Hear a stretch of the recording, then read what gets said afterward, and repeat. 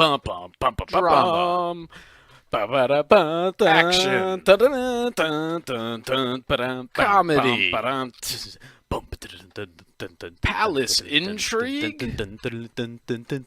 Story Squad presents Clash of the Pencils. Wow, welcome everybody again to another bone-chilling Earth Day night here in Milford, Delaware.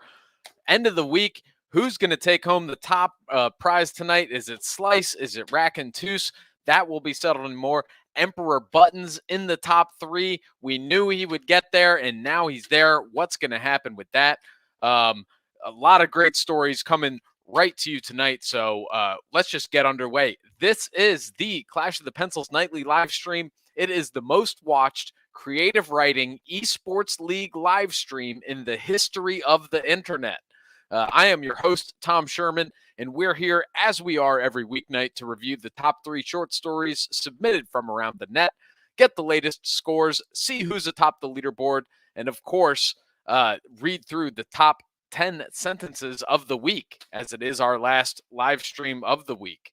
So, a quick reminder for all the folks out here, how to play Clash of the Pencils. At the end of each live stream, we will read the next day's prompt, and then all you have to do is grab some paper and a pen and handwrite a quick one-page story in response to that prompt, snap a pic and upload it, and boom, you're in the game, ready to win some NFTs. It is just that easy. From there, we receive anywhere between 0s and 10s of submissions every day, which then get run through a high-tech data science algorithm known as Storybot 3000, who uses, among other things, Bear Mace to analyze every story for character, plot, and setting. We then take Storybot's top 3 picks and let you, the public, determine each night's winner. And that champion will win, besides, of course, fame and glory, one of these, an IOU NFT. This is an exclusive 1 out of 10,000 NFT that is actually an IOU for a future NFT from an upcoming drop from Story Squad. So what exactly does that mean? Besides short answer, no one knows. Long answer, it's worth $100 US, current estimated value. And other benefits are tangible that NFTs offer. Here's some of them. Think of NFTs like keys to the future. Right now, as humans, think of NFTs like keys to the future. Right now, as humans, we interact with businesses and organizations much like ants might their queen, slaving away day in and day out for resources to give to the queen so that she may survive. NFTs turn this one-directional relationship into a community partnership. Owning NFTs of organizations will allow those owners special perks like early access to future products, exclusive content behind paywalls, and access to the inner community.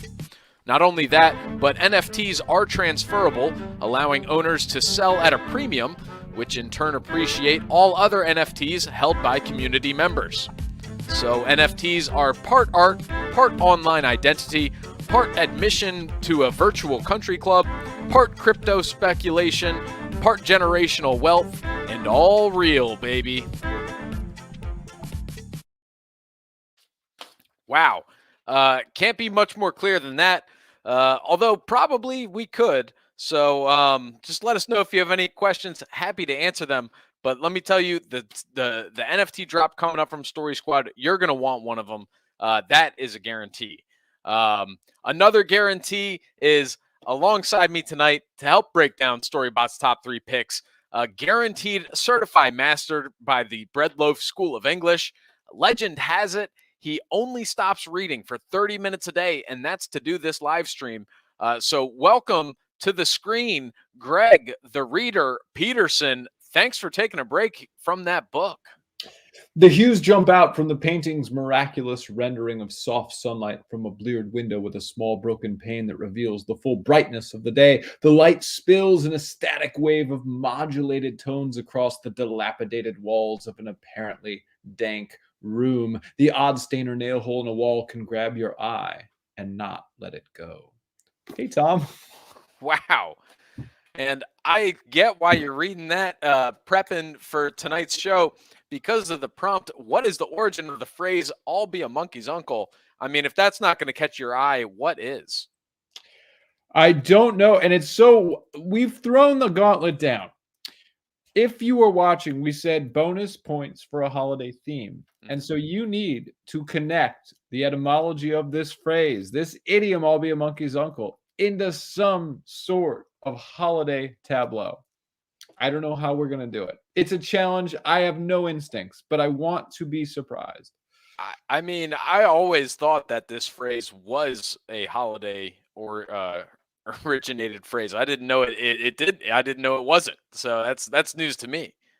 I've never thought of it as a holiday phrase before, but now we will know. We will finally definitively know, where did "I'll be a monkey's uncle" come from? That is a fact. Let's take a quick look at the leaderboard as it stands. Slice with a thin 25-point lead over Racontus. Ehud, meanwhile, out of it for the week, but Emperor Buttons and Joanna Man also out of the top for the week, but still strong showing here from all 5 authors this week so far. And we've got 3 great stories for you tonight. Storybot picked out a couple great ones, so let's just get right into it. You know, like why belabor the point. People have presents to shop for, people to see. All right, let's get into it. Let's start with let's see. We're going to start with Racontus. Dear nephew, the winter has come on hard here in this new land. Our expedition, which made favorable progress in the warmer months, has slowed to a crawl. The days here are so short. The nights are interminable. At times like these, I take comfort in the memories of Christmases past, when you and your brother visited our house to celebrate. I recall one year, fresh from that new school, you regaled us with a tale of a banana misplaced in a backpack. Oh, how we laughed. The letters I receive from you and others are a touchstone. They keep me grounded and remind me how important my work with the Conway Science Center is. It is hard to be away from those I hold dear, but I know that the advances we make with Martian microbes will stabilize our planet for years to come. I fear I cannot divulge too much about our mission, but Marvin, the leader of the Martian microbes, has accompanied me on this journey to the coldest reaches of Earth. We are seeking out new food sources in the hopes that we can avoid calamity between native Earth dwellers and Martian emigres. If we can pull this off, well, I'll be a monkey's uncle. Be well, my dear hoo-hoo-ha-hank. Do not lose your playful sense of adventure. I look forward to our next Christmas together. Fondly, Dr. Cersocebus Prescott. Letter from Dr. Cersocebus Prescott to his nephew, Hank, reminiscing over some past Christmases had together, and revealing an interesting sort of secret mission that this uncle is undertaking with Marvin the microbe alongside the Conway Science Center. To see what to stave off a potential interplanetary fight between the microbes of Mars and the species of Earth over a potential resource shortage.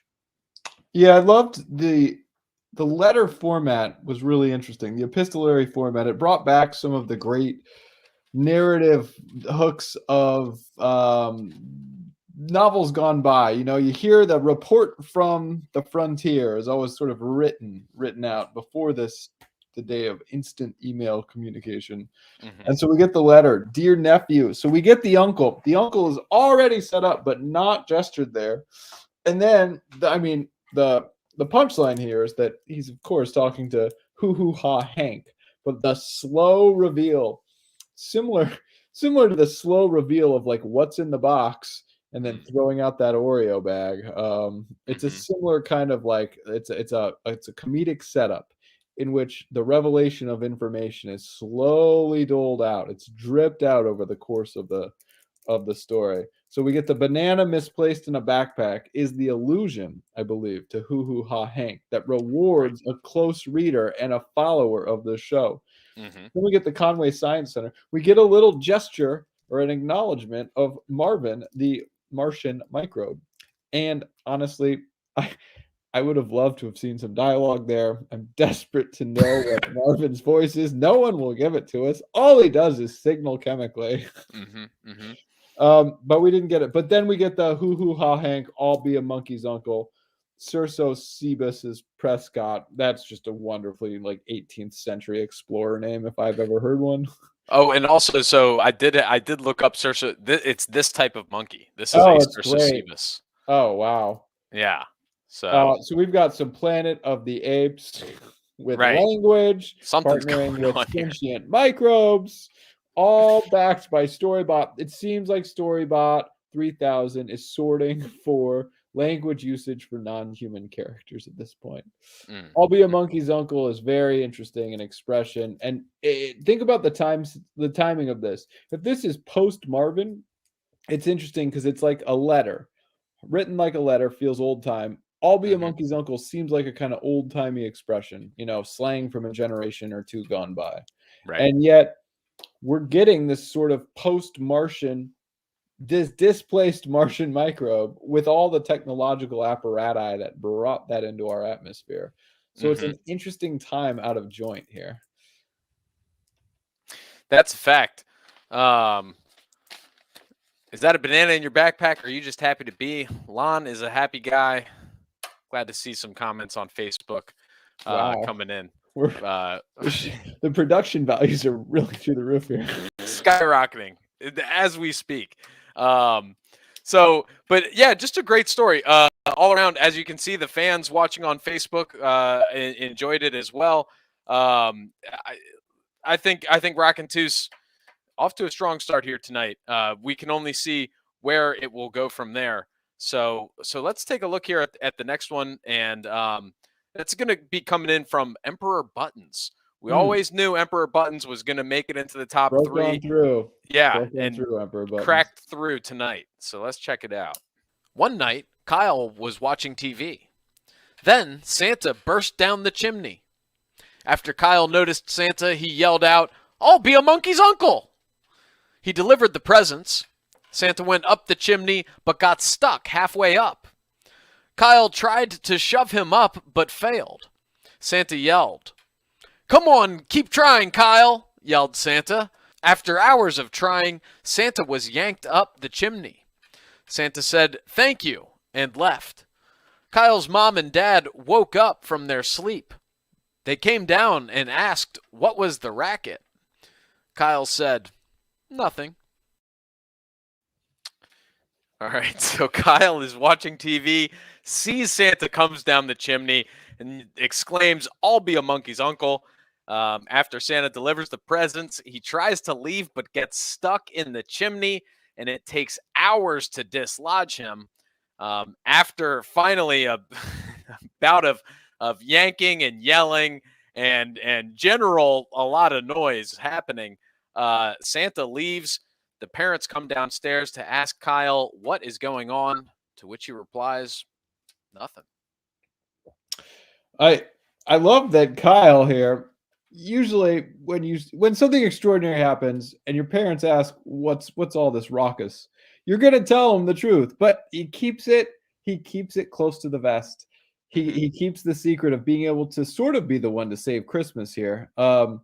"I'll be a monkey's uncle" is a statement of amazement that he utters when he's watching TV. He comes in, delivers the present, and then in the exit, Santa, who's depicted as a rather plump fellow, a stout fellow, getting stuck up the chimney is something I have always wondered about. And that, as the crux of the story, I thought was kind of an ingenious way to put the holiday twist and still comply with the prompt itself.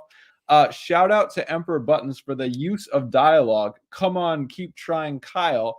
Lets us know this struggle is it's not an easy struggle. It puts more tension on the plot, and then so by implication, Christmas is saved. All the presents around the world get delivered. All thanks to this dude Kyle just watching TV and kind of being clutch.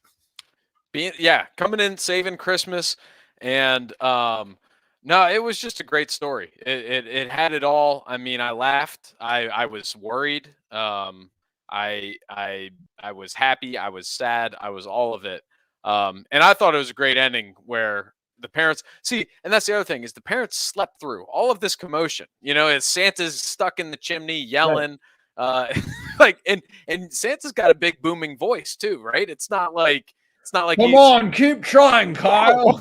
Oh, come on. And then so, you know, after like 4 hours, the parents, you know, clueless, just come downstairs. Like, what was all that racket, Kyle? No big deal. Just saving Christmas. Don't even worry about it. Don't worry about it. So, and I also thought it was great that, like Santa's able to get down the chimney, but then it gets stuck on the way back up. And so, you know, gravity. Must add some cookies. Must add some milk and cookies down there to put on just that incremental bit of mass that made all the difference. Mm-hmm. So, great story here from Emperor Buttons. Love to see it.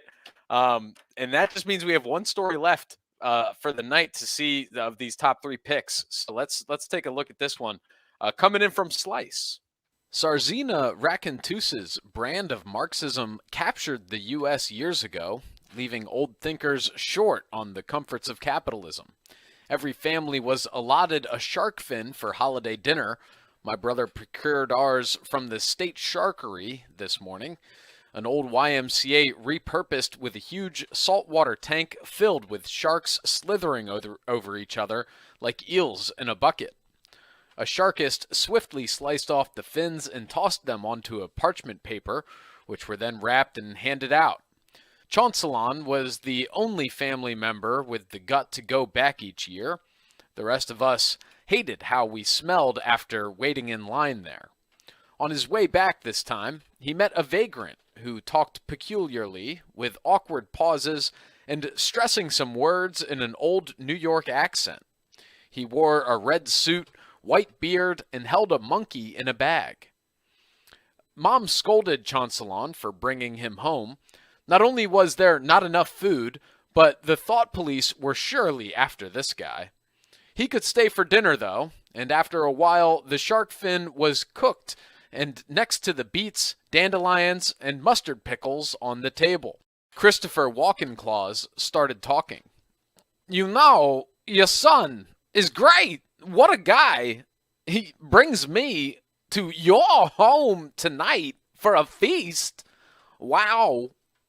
We called that the Christmas spirit.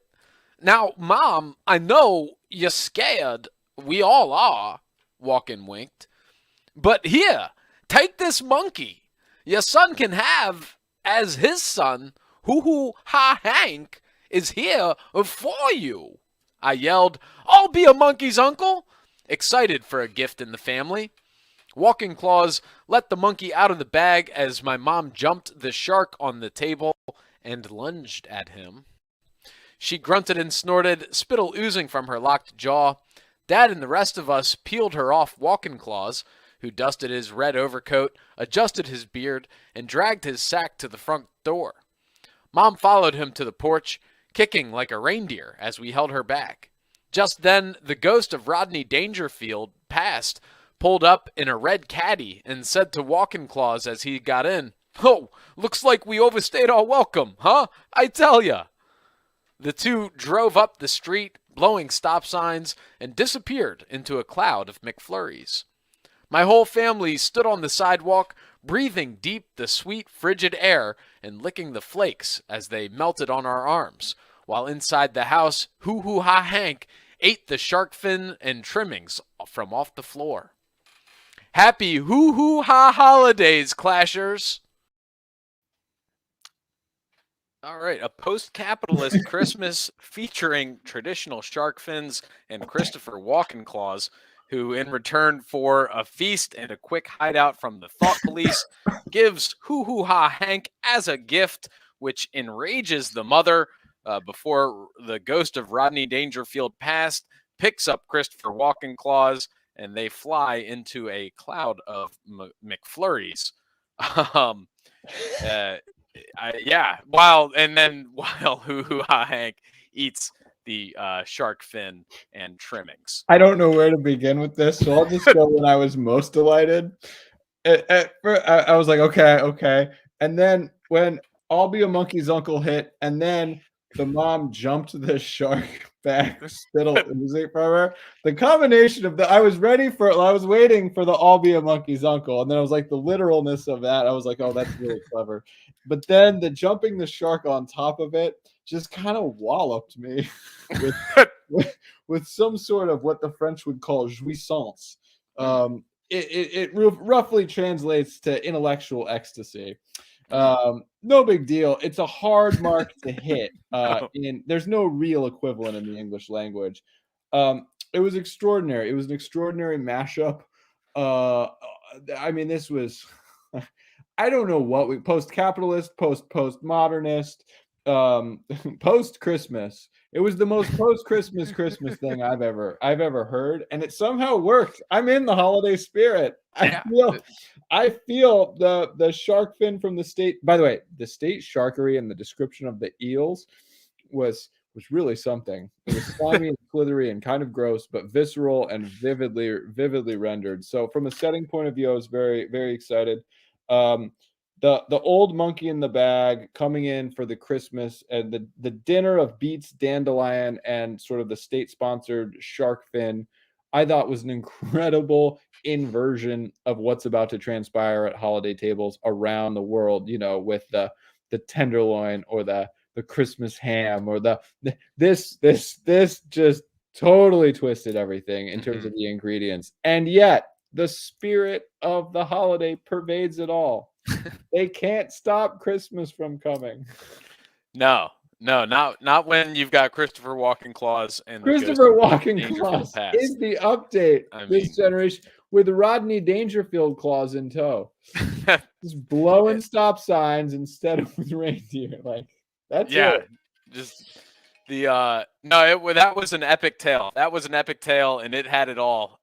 Tight triangle there for sure. I enjoyed this setting a lot too. I think it was kind of on the money where and that shark, the state sharkery, like taking an old YMCA and then turning it into a giant shark tank just for a single shark fin to give to every family. It's like that expense account. That's got to be. It's everything. It can't that can't be making the state money. Like that's got to be a big expense. Yeah.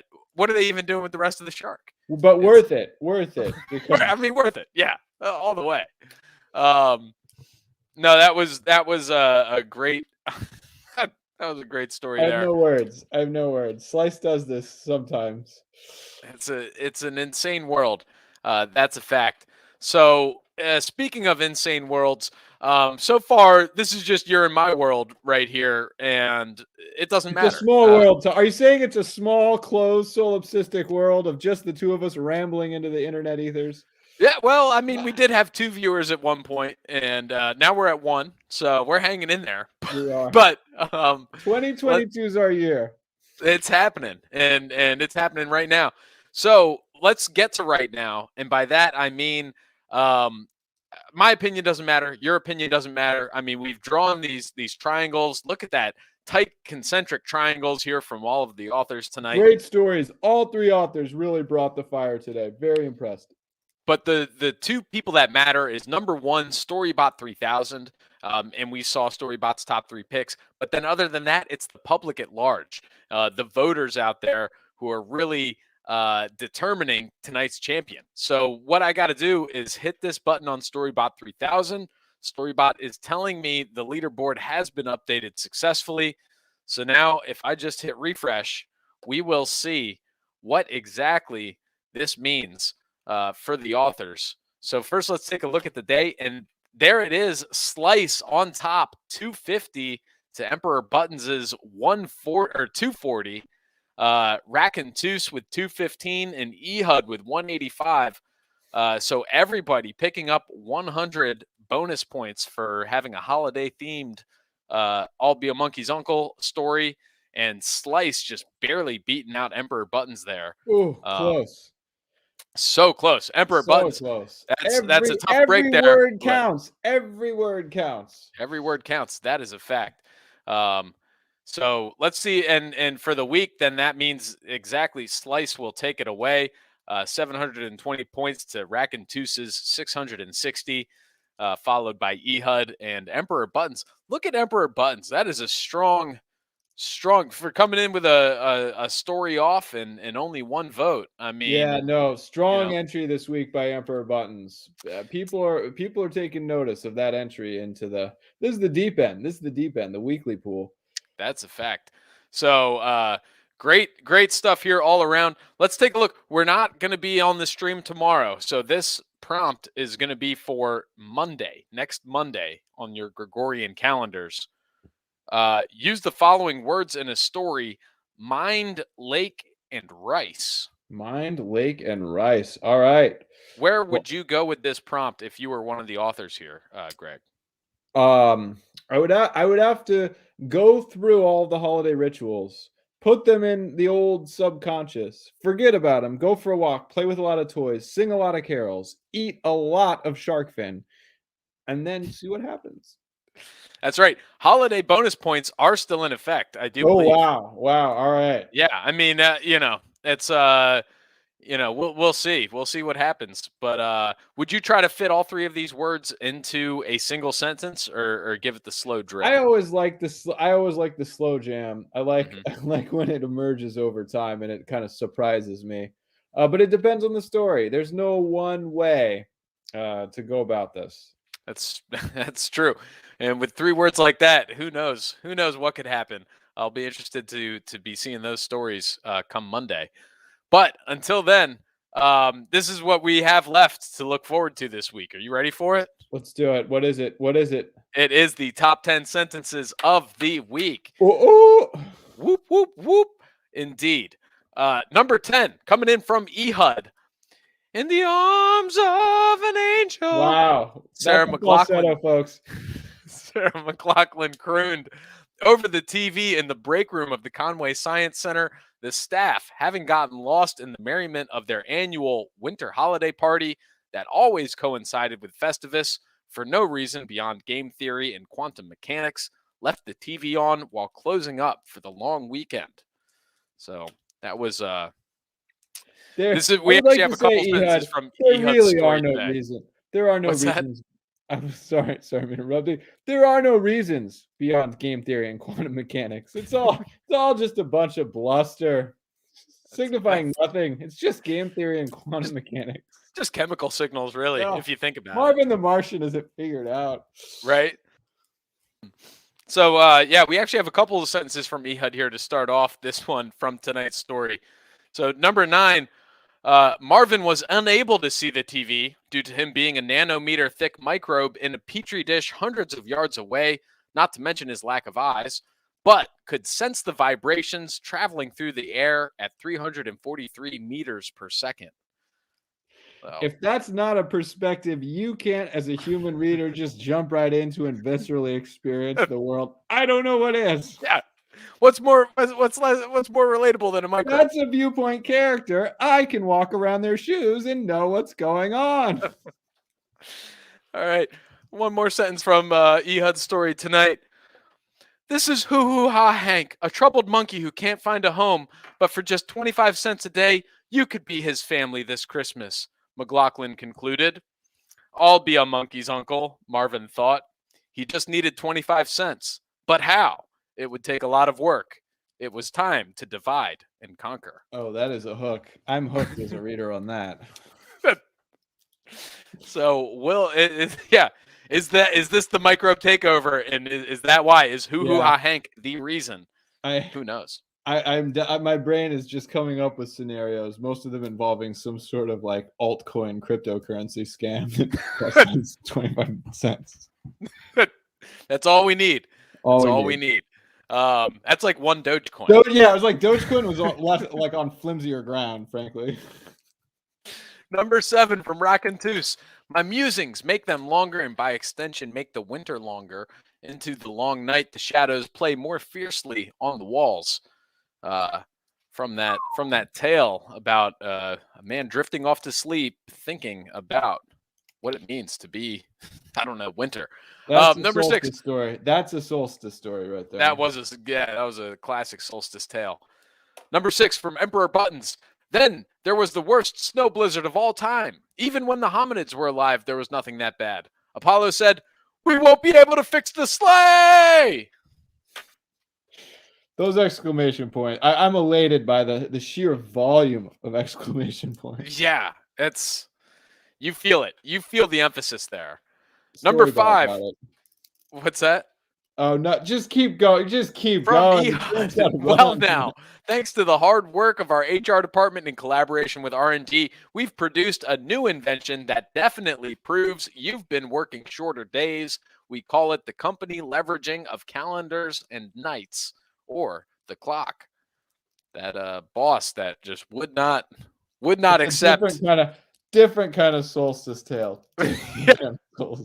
Still dark, but different way. Number 4 from Slice. There's nothing like a pie in the Parslosphere of Pizzalopolis, though. That's why Akash and Beth are hiding under the space coats in the space closet of the Yak. Was the We've all been there. We've all been there. And that kicked off an epic.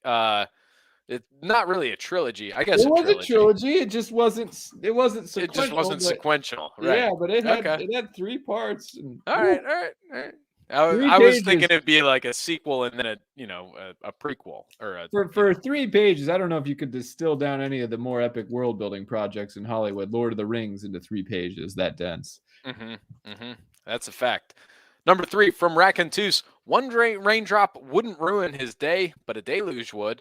He hesitated. There was no time to run back for an umbrella. Things weren't going his way lately, so he couldn't risk it. And yet, poor Chauncey, you got to risk it. You just in 2022 YOLO, you've got to risk it.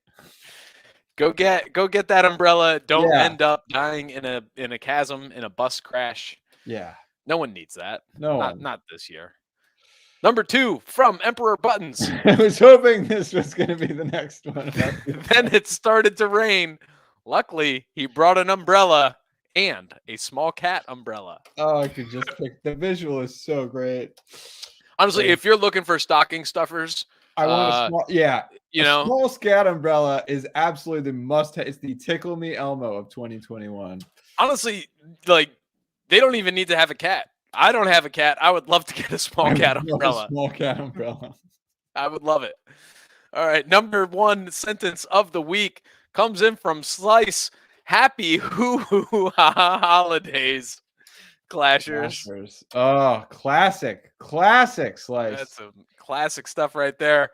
Happy holidays indeed.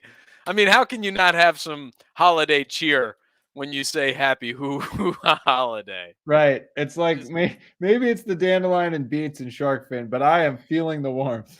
Feeling the holiday warmth here. Oh man, I'm going to start telling people that and they're going to give me looks, but it's going to be worth it. It's going to be worth it. So, all right, that wraps up another round of the Clash of the Pencils nightly live stream. Join us here next week. We're off tomorrow, but we'll be back Monday. Same time, same place, for a different battle of tales. And until then, we'll see you out on the paper. Do you want to participate in the Clash of the Pencils and Story Squad universe? It's easy. Join us on Twitter or in our Discord server at Story Squad HQ. There's lots of ways to participate. Draw some fan art. Play our addictive game of jokes and master strokes, Word Hoax. Or join Greg's monthly book club. And as always, remember to pay your cat tax. Money, fame, and love can all be found here at Story Squad.